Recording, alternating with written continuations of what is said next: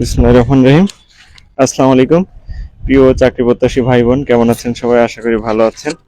আলহামদুলিল্লাহ, আমিও ভালো আছি। আজকে আমাদের জব সলিউশন মডেল টেস্ট 4 এর পরীক্ষা অনুষ্ঠিত হয়েছে। আব্বু, আমার আব্বু। এখন আমরা পুরস্কার বিতরণী অনুষ্ঠান শুরু করব। আসলে আজকে অনাকাঙ্ক্ষিতভাবে আমাদেরকে আহ, বাসার ছাদেই পুরস্কার বিতরণী অনুষ্ঠান সম্পন্ন করতে হচ্ছে। তারপরে উন্মুক্ত পরিবেশ, দারুণ একটা পরিবেশ। আসলে আজকে পরীক্ষায় অংশগ্রহণ করেছে 4 জন। খুব সুন্দর ভাবে সবাই পরীক্ষায় দিয়েছেন এবং খুব ভালোই বলা যায় যে একটা হাড্ডাহাড্ডি লড়াই হয়েছে 4 জনের মধ্যে। তো আমি অ্যানাউন্স করি কে কত নাম্বার পেয়েছেন। রুবিনা আক্তার কুইন আপু, উনি পেয়েছেন 81.5। সুমি আপু, উনি পেয়েছেন 78.75। এবং খাদিজা, সে পেয়েছে 64.50। এবং রোকসানা আপু 63 নম্বর পেয়েছে। রুবিনা এবং রোকসানা আপু দুজনই আজকে আমাদের নতুন এখানে। তাহলে আমরা প্রথমেই আমন্ত্রণ জানাচ্ছি রোকসানা আপু। রানিং হচ্ছে? ঠিক আছে, হ্যাঁ, ওকে। থ্যাংক ইউ আপু। আসলে নেটে অনেক সমস্যার কারণে একটু আনইজি হচ্ছে। যাই হোক, আপু একটু ব্যস্ত আছেন, তার বাবু রেখে এসেছেন। তারপরে আপুকে আমি আমন্ত্রণ জানাচ্ছি যে তার মুখ থেকে কিছু পরামর্শমূলক বক্তব্য শোনার জন্য। হ্যাঁ, আসসালামু আলাইকুম। মাগুরাতে এই একটা উদ্যোগ নিছে চাকরি প্রত্যাশী ভাই বোনদের জন্য। এটা আসলে যারা গৃহিণী এবং চাকরির জন্য বাসায় পড়ালেখা করি, তো সেক্ষেত্রে এটা একটা প্লাস পয়েন্ট। আমরা এখানে এসে প্রতি সপ্তাহে সাপ্তাহিক পরীক্ষা যদি অ্যাটেন্ড করি, তাহলে আমার মনে হয় আমরা অনেক কিছু আগাইতে পারবো। এবং ভাইয়া যেভাবে আমাদেরকে সাপোর্ট দিচ্ছে পড়ালেখা বা এই যে সাম্প্রতিক বিষয়ের যে শিটগুলো আমাদের কাছে দিচ্ছে, এগুলো আমাদেরকে কালেক্ট করে পড়তে হবে। দেন আমরা একটা ভালো চাকরির প্রস্তুতিমূলক পরীক্ষায় অংশগ্রহণ করতে পারবো এবং আমরা সফল হতে পারবো। তো এই আশা রেখে আমি আমার কথা শেষ করছি। আর মাগুরায় যারা আছেন, তারা একটু সময় বের করে হলেও শনিবারের দিন আসেন বিকাল 4টায় আলমদিনা স্কুলে। তো এই পরীক্ষাটায় যদি অ্যাটেন্ড করেন, আপনারা অনেক দিক থেকে উপকৃত হবেন।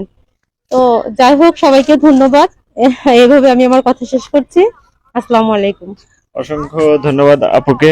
আসলে আপু একটু ব্যস্ততম আছেন, তো সেই কারণে আপুকে। ও আপু, আপনার সান্ত্বনা পুরস্কার তো আপনি নিয়ে যান। আচ্ছা আচ্ছা, ঠিক আছে। আপনি কলম নিয়ে যান, দাঁড়ান দাঁড়ান দাঁড়ান। অংশগ্রহণ করলে আমি কথা দিয়েছি যে সবাইকে কলম এবং বিস্কুট দিব। তারই ধারাবাহিকতায় কলম পুরস্কার। Thank you. এরপরে তৃতীয় পুরস্কার নেওয়ার জন্য আমন্ত্রণ জানাচ্ছি খাদিজা ইয়াসমিন বিথিকে। সে নম্বর পেয়েছে 64.50।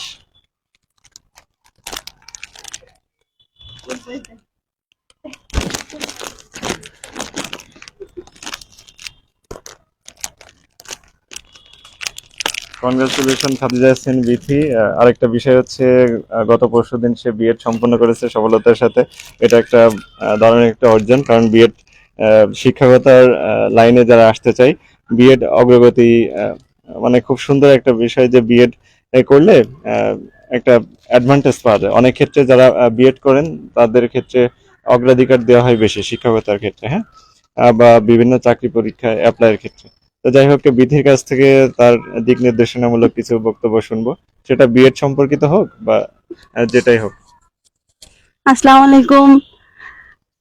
আসলে যে কোনো কোর্সই অনেক বন্ধু বান্ধব ফ্রেন্ড সার্কেল তৈরি করে। এখানে আমার সব ফ্রেন্ড সার্কেলই ছিল হলো শিক্ষক, নন প্রফেশনাল কয়েকজন ছিল, কিন্তু ওইখানে কেউ বুঝতে দেয়নি যে আমি শিক্ষক না। ওইখানে সবাই যেভাবে সবার সাথে মিলেমিশে থাকে, আর ওইখানে তো ছোট মানুষের মতো না, এখানে সবাই অ্যাডাল্ট। তো সবাই সবার সহযোগিতা, যেমন যখন আমি ওইখানে ফিজিক্যাল ক্লাসগুলো নিয়েছি, তখন কিন্তু আমার স্টুডেন্ট ছিল শিক্ষকগণ। যেমন স্কুলে গেলে কিন্তু স্টুডেন্টদের সাথে তার মন মানসিকতা যেরকম হয়, কারণ স্কুল পর্যায়ে যেহেতু বিএড ব্যাচেলার অফ এডুকেশন, এটা মূলত হলো যেটা হলো 6 থেকে 10 পর্যন্ত যে শিক্ষার্থীগুলো থাকে তাদের তাদের পড়ানোর কৌশল এখানে বলা হয়। বলা হয়, শেখানো হয়, যে কারণে ওইখানে সব স্টুডেন্ট তো একই রকম হয় না, অনেকে হয় ভালো, অনেকে খারাপ। কিন্তু আপনি দক্ষ শিক্ষক বা ভালো শিক্ষক তখনই হতে পারবেন যে আপনি ফার্স্ট যে বয় বা ফার্স্ট যে গার্ল তার কাছ থেকে আপনি 100% নিচ্ছেন, তা কিন্তু না। লাস্ট বেঞ্চে যে আছে তার কাছ থেকে যদি আপনি 50%ও নিতে পারেন তাহলেই আপনি দক্ষ শিক্ষক। আমি বিএড থেকে স্যারদের মাধ্যমে, আবার ওইখানে যে আমার স্যাররা ছিল যারা কলিগের মতন ছিল, তাদের কাছ থেকে আমি এগুলোই শিখেছি যে স্টুডেন্টদের মন মানসিকতা সবারই এক হয় না। সবাইকে সব পরিস্থিতি থেকে বন্ধুসুলভ আচরণ করে তাদেরকে সেখান থেকে পড়ালেখার ভিতর আগ্রহী করতে হয়।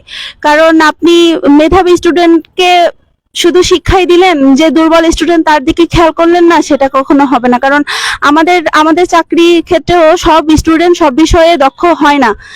তো যে বিষয়ে যে দক্ষতা অর্জন করতে হয়, যে বিষয়ে যে দুর্বল সেই বিষয়েই তার দক্ষতা দেখে অর্জন করতে হয়। যেমন আমাদের এখানে পরীক্ষায় যে মডেল টেস্ট গুলো হয়, এইখানেও যেমন সব সাবজেক্টে সবাই মানে সব দক্ষ নয়। এই কারণে যেমন আমি বাংলায় ভালোই দক্ষ, আবার মাঝে মাঝে ভুলও হয়ে যায়। বিভিন্ন টপিক আছে আমি পারি না, অনেকের কাছ থেকে আমার শিখতে হয়। আমার অনেক ফ্রেন্ড পারে না, আমি তাদেরকে শিখিয়ে দিই, এর মাধ্যমে আমারও সবকিছু শেখা হয়ে যায়। ঠিক আছে, সবাই যারা জবে আছেন তারা অবশ্যই মডেল টেস্ট গুলো দিবেন। পরীক্ষার মাধ্যমে যাচাই বাছাই করার মাধ্যমে নিজের দক্ষতা অর্জন করা যায়। তো ধন্যবাদ। অসংখ্য ধন্যবাদ খাদিজা ইয়াসমিন বি থেকে। পর্যায়ক্রমে আসলে এরকম আমরা বিভিন্ন পরামর্শমূলক বক্তব্য আমরা শুনবো। এরপরে আমি আমন্ত্রণ জানাচ্ছি সুমি আপুকে। উনি বরাবরের মতো দ্বিতীয় হয়েছেন। আগের পরীক্ষায় আপু কি প্রথম হয়েছিলেন? হ্যাঁ, প্রথম হয়েছেন। আসলে তিনি ধারাবাহিকতা ধরে রেখেছেন, 4টি পরীক্ষায় প্রথম স্থান থেকে শুরু করে দ্বিতীয় স্থান, এইভাবে উনি ধারাবাহিকতা বজায় রেখেছেন। এখন আমি আমন্ত্রণ জানাচ্ছি সুমি আপুকে দ্বিতীয় পুরস্কার গ্রহণের জন্য।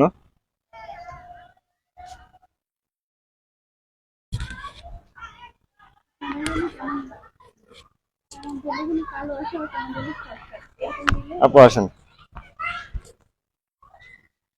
কনগ্রাচুলেশন আপু। ধন্যবাদ। এখন আপুর মুখ থেকে বরাবরের মতো তারই বক্তব্য শুনবো। তবে আজকের টপিক আমি আপুকে দিতে চাই যে আমাদের কোন কোন বিষয়গুলো একটু সুন্দর করে বিস্তারিত পড়তে হবে এই সংক্রান্তে। আসসালামু আলাইকুম।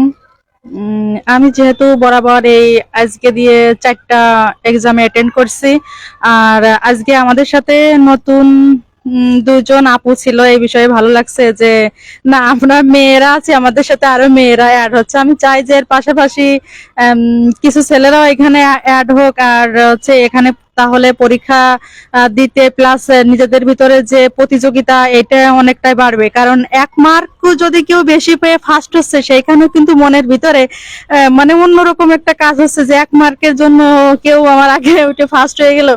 যাই হোক, সেই বিষয়টা মানে যত স্টুডেন্ট বেশি হবে পরীক্ষা দেওয়ার প্রতি, তত মনোবল, পড়াশোনার প্রতি মনোবল সব দিক থেকেই বাড়বে। আর আমি যে ধারায় ভাইয়া পড়াচ্ছে, আমি মনে করি যে আমাদের তো একটা মডেল টেস্ট মানে প্রাইমারি, তারপর বিসিএস, নিবন্ধন, সাম্প্রতিক প্রশ্ন, এগুলো একের পর এক যখন শেষের দিকে, আমি চাই যে প্রতি মাসে যে এমসিকিউ গুলো মানে আকারে এক্সাম গুলো হয়ে যায়, প্রতি সপ্তাহের অন্তত শুক্র আর শনিবার ঢাকাতে কোনো না কোনো জবের এক্সাম থাকেই। আমি চাই যে এগুলো শেষ হওয়ার পর ভাইয়া আমাদেরকে হচ্ছে যে সাম্প্রতিক যে পরীক্ষাগুলো হয়ে গেছে গত 6 মাস 1 বছরের ভিতরে পর্যন্ত হচ্ছে, সেইগুলো অনুসারে আমাদের প্রতি মাসে 1 মাসের যে এক্সাম গুলো হয়েছে সেই বিষয়ের উপরে পড়া দিক, এবং আমরা সেটা বাসায় পড়াশোনা করি এবং এখানে এসে এক্সাম দিই। এটাই আমি এটা বাসা থেকেও ভাবছি যে এটা আমি ভাইয়াকে বলবো এখানে যাই, কিন্তু ভাইয়া এটা বলার একটা সুযোগ আমাকে করে দিয়েছে, তার জন্য ভাইয়াকে ধন্যবাদ। ঠিক আছে, থ্যাংক ইউ সুমি আপু। আসলে আমি ওরকমেরই, আমার যে সিলেবাস আছে, সিলেবাসের শেষে দেখবেন যে ওরকম কিন্তু আমি সিলেবাস সাজিয়েছি যে গত 1 বছরে যে প্রশ্নগুলো এসেছে ওই প্রশ্নের উপরই আমার পরীক্ষা হবে আমার সিলেবাস অনুসারে। এরই পরিপ্রেক্ষিতে এই যে গত এখন মে মাস চলে, এপ্রিল মাস পর্যন্ত যে পরীক্ষাগুলো বা মে মাস পর্যন্ত হয়েছে, স্টেপ বাই স্টেপ আমরা আগাবো। আর এর চিন্তা করেছি যে প্রতি মাসে একটা রিটেন এক্সাম রাখবো। কারণ আমাদের প্রায়ই হচ্ছে এমসিকিউর পাশাপাশি রিটেনে দক্ষ না হলে কিন্তু এমসিকিউ টিকলেন, আপনি রিটেনে ফেল করলে তখন কিন্তু মনটা ভেঙে যাবে। এই কারণে হচ্ছে আমরা প্রায়ই কিন্তু এমসিকিউ কেন্দ্রিক পড়াশোনা করি, কিন্তু আমাদেরকে যে টপিকটা আমি পড়ি ওইটা একটু বিস্তারিত গভীর থেকে জেনে পড়লে হবে কি আপনার এমসিকিউ রিটেন দুটাই কভার হবে, তাই না? তো যাই হোক, অসংখ্য ধন্যবাদ সুমি আপু। আপনার পুরস্কার গ্রহণ করুন এবং একটি কলম। আপু কিন্তু এ পর্যন্ত কোনটা তিনবার না, তাহলে তো 3টা খাতা পেয়ে গেছে।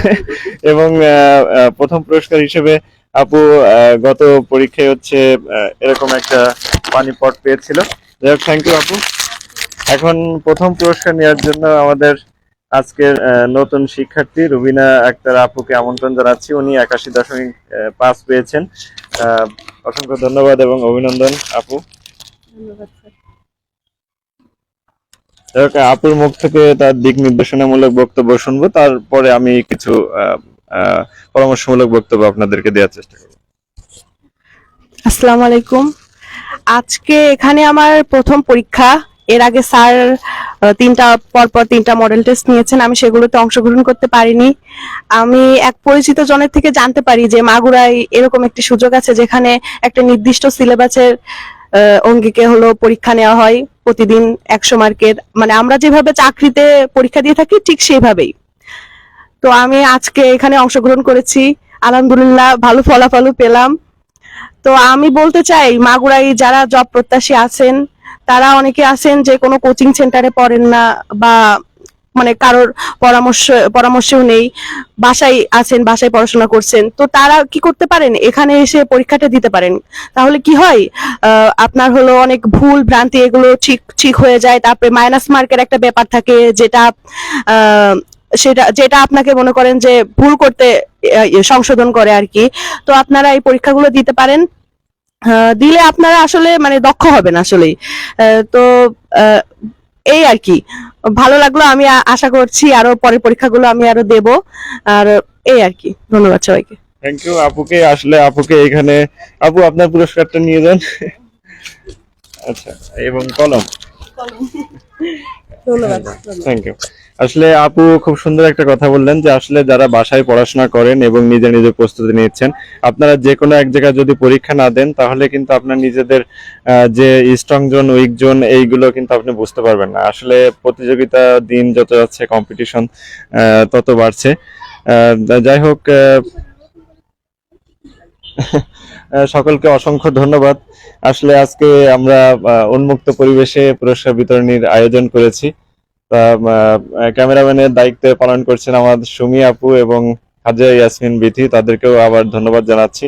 আসলে এইখানে যে সবাইকে যে পুরস্কৃত করছি এবং কিছু কথা বলার জন্য বলার উদ্দেশ্য একটাই, এইখানে কথা বলতে গেলে কিন্তু অনেক ধরনের জড়তা কাজ করে। হ্যাঁ, যে আমিও মাঝে মধ্যে একটু এটকে যাই।